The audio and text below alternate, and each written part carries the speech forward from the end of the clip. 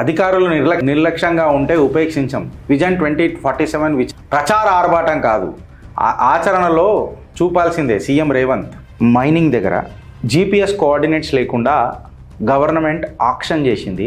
అది కొన్ని సంస్థలు ఇలా ఆడ సున్నపు నిలువల మైనింగ్ చేస్తుంది. మళ్ళీ ఇది అధికారుల నిర్లక్ష్యమా లేకపోతే అధికార పార్టీ నిర్లక్ష్యమా?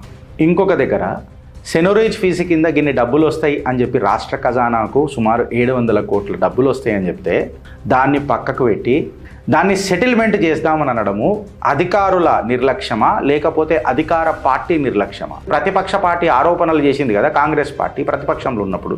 ఇవాళ ఆ మనిషిని తీసుకొచ్చి ఆ కుర్చీలో పెట్టి మళ్ళా అధికారుల నిర్లక్ష్యాన్ని మేము సహించం అనంటే ఇవాళ అధికార పార్టీ చేస్తున్న ఈ ఐ వాష్ కార్యక్రమాలకు ప్రజలు సహించాలా అని చెప్పి నేను అడుగుతున్నా.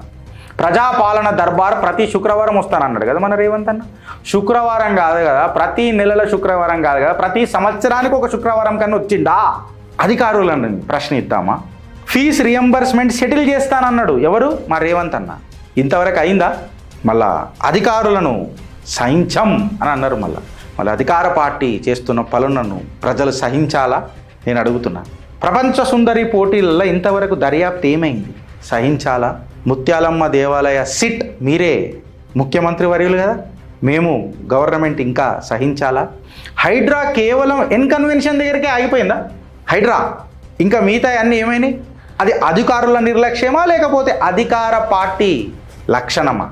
ఆలోచిస్తారా లేక అనుభవిస్తారా?